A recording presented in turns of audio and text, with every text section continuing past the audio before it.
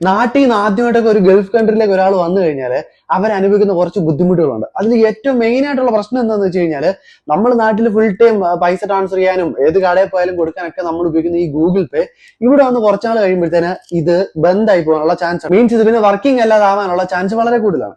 അതുപോലെ തന്നെ നമ്മൾ നാട്ടിൽ ഇങ്ങനെ നടന്ന സമയത്ത് ഒരുപാട് ആൾക്കാർക്ക് നമ്മുടെ ഈ നമ്പർ തന്നെ ആയിരിക്കും കൊടുത്തിട്ടുണ്ടാവുക. അപ്പൊ ആ നമ്പറിലേക്ക് ഒരു കോൾ വന്നു കഴിഞ്ഞാൽ അത് നമ്മുടെ ഈ ഗൾഫ് കൺട്രിയിലേക്ക് കിട്ടാതെ വരിക എന്നുള്ളതും ഭയങ്കരമായിട്ടുള്ള ഒരു പ്രശ്നമാണ്. അപ്പോൾ ഈ രണ്ട് പ്രശ്നങ്ങൾക്കും സൊല്യൂഷൻ ഞാൻ ഈ ഒരു വീഡിയോയിൽ നിങ്ങൾക്ക് പറഞ്ഞുതരാം. ഇതിനു വേണ്ടിയിട്ട് നിങ്ങൾ നാട്ടിൽ നിന്ന് ഗൾഫിലേക്ക് പോരുന്നതിന് മുമ്പേ ചെയ്തു വെക്കേണ്ട ഒരു കാര്യം എന്താണെന്ന് വെച്ച് കഴിഞ്ഞാൽ, നിങ്ങളുടെ ഫോണിലേക്ക് ഒരു വർഷത്തേക്കോ അല്ലെങ്കിൽ കുറച്ച് നാളത്തേക്കെങ്കിലും ഒരു ഇന്റർനാഷണൽ റോമിംഗ് പാക്കേജ് നിങ്ങൾ റീചാർജ് ആയിട്ട് ചെയ്തു വെക്കാം. VA യൂസർ ഒക്കെ ആണെന്നുണ്ടെങ്കിൽ നിങ്ങൾ ഒരു 2997 ചെയ്യേണ്ടത്. ഞാൻ ഗൾഫിലേക്ക് ആദ്യം വന്ന സമയത്ത് ഞാൻ നാട്ടിൽ നിന്ന് ഈ ഒരു വർഷത്തേക്കുള്ള റീചാർജ് ചെയ്തിട്ടാണ് വന്നത്.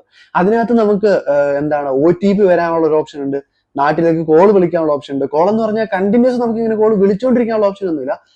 100 മിനിറ്റോ 120 മിനിറ്റോ അങ്ങനെ എന്തോ ഒരു ലിമിറ്റഡ് മിനിറ്റ് മാത്രമേ കിട്ടത്തുള്ളൂ.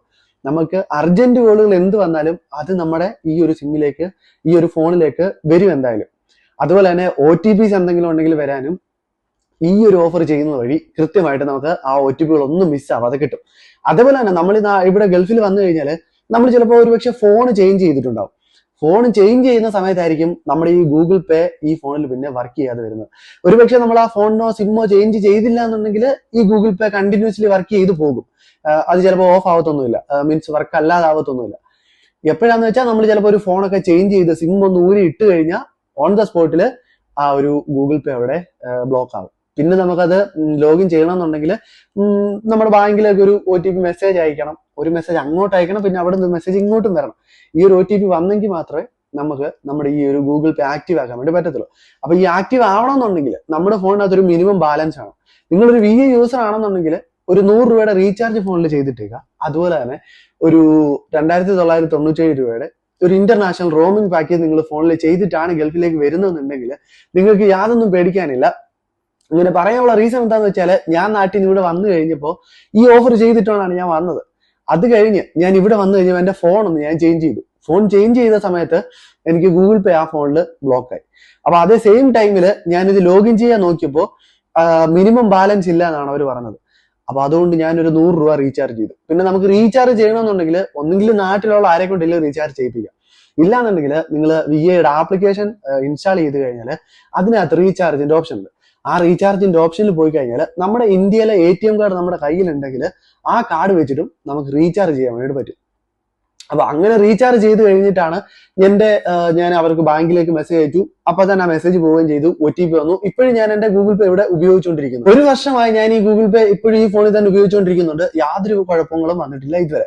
അപ്പോ നിങ്ങൾ ഒറ്റ കാര്യം ഇത് ഓർത്തു വെച്ചാൽ മതി, ഒരു ഇന്റർനാഷണൽ റോമിംഗ് പാക്കേജ് ഇന്ത്യയിൽ നിന്ന് പോരുന്നതിന് മുമ്പേ ചെയ്തു വെക്കുക എന്നുള്ളതാണ് ഏറ്റവും സേഫ് ആയിട്ടുള്ള കാര്യം.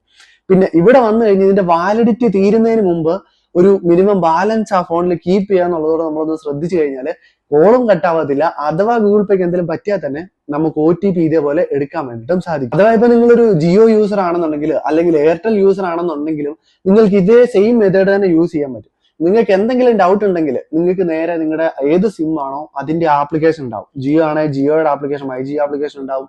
VA ആണെങ്കിൽ VAയുടെ ആപ്ലിക്കേഷൻ ഉണ്ടാവും. എയർടെൽ ആണെങ്കിൽ അതേപോലെ തന്നെ എയർടെല്ലിന് ആപ്ലിക്കേഷൻ ഉണ്ട്. ഈ ആപ്ലിക്കേഷൻ ഒക്കെ നമ്മൾ ഡൗൺലോഡ് ചെയ്ത് കഴിഞ്ഞാൽ അവരുടെ ഏജന്റുമാര് ചാറ്റ് ചെയ്യാനുള്ള ഓപ്ഷൻ അതിനകത്ത് തന്നെ ഉണ്ട്. ഇതിനകത്ത് ചാറ്റ് ചെയ്തിട്ട് നമുക്ക് എന്തെങ്കിലും ഡൗട്ട് ഉണ്ടല്ലോ അവരോട് ചോദിക്കാൻ പറ്റും. പിന്നെ നമ്മൾ കുറെ നാൾ അങ്ങനെ അതൊന്നും ചെയ്തിട്ട് നിങ്ങൾക്ക് ഓക്കെ ആവുന്നില്ല എന്നുണ്ടെങ്കിൽ ചിലപ്പോൾ നമ്മുടെ ഗൂഗിൾ പേയുടെ പ്രശ്നമായിരിക്കും.